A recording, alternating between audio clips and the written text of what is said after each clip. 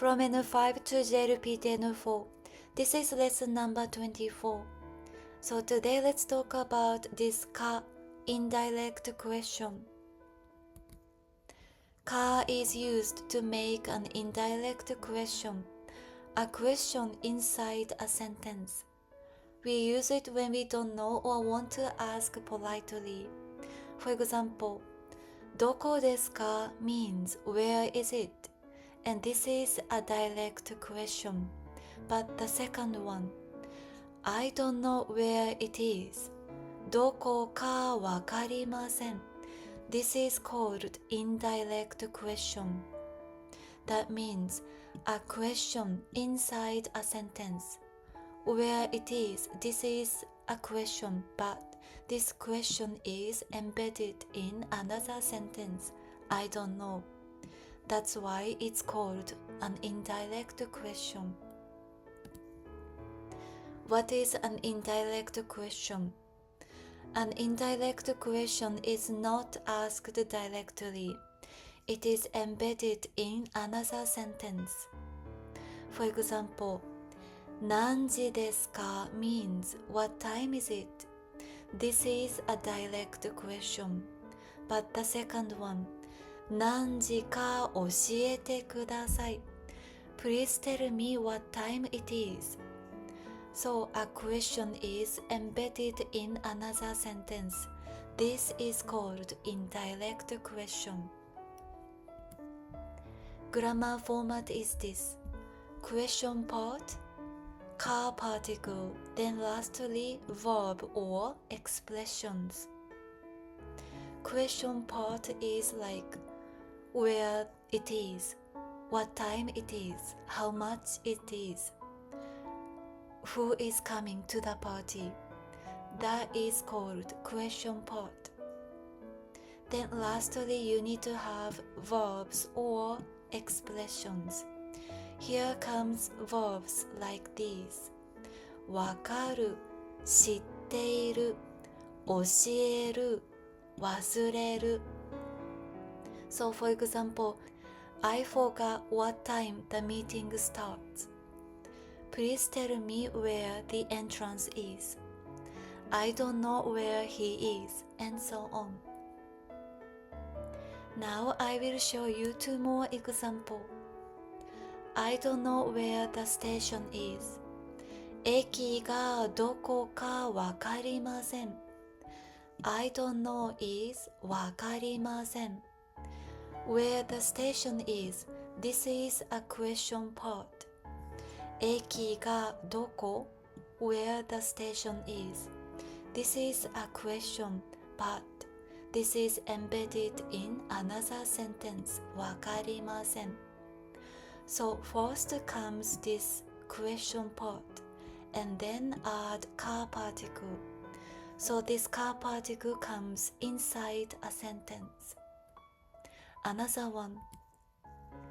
Please tell me what time the meeting starts. 会議が何時からか教えてください. Please tell me is this part. 教えてください. And the question part is this part. What time the meeting starts, which is this. 会議が何時からか. 何時から means from what time. Since this is a question part, you need to have this ka particle after this question part. And ga particle is used because this is an unknown information. But wa topic marker can also work here. Ga versus wa topic marker. 会議が何時からか教えてください. And 会議は何時からか教えてください. Both these sentences can work, but there is a difference in the nuance. The first one, when ga is used, this is default and sounds more neutral. Ga is used for new or unknown information. and also just asking for information. In this case, there is no nuance. You are just asking for the information. That's why this is most natural. But when you use wa topic marker, now there is a nuance. This is when the meeting is already the topic. So for example, you and your colleague were talking about the meeting already. So the meeting has been the topic of the conversation. And then you ask, 会議は何時からか教えてください. You can use wa topic marker because the meeting has already been the topic of the conversation. And also, wa implies contrast with something else. So for example, you already know what time an event starts, but as for this meeting, you don't know what time it starts. So it means, as for the meeting, please tell me what time it starts. So when you use this wa topic marker, there is this nuance. This is the difference between ga and wa topic marker. Now I'd like you to do this exercise. Stop the video and translate the sentences. When you are ready, please come back. Now the answers.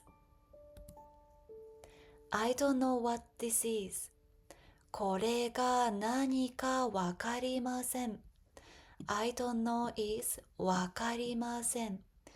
What this is a question part. これが何? This is a question part. So put ka particle after this question part. Second one. Please tell me where the restroom is.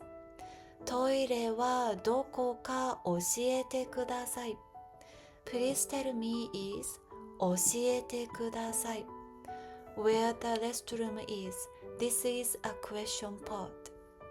トイレはどこ? Where the restroom is. Since this is a question part, you need to have this ka particle after the question part. Last one. Do you know when the train arrives? 電車がいつ着くか知ってる? Do you know is 知ってる?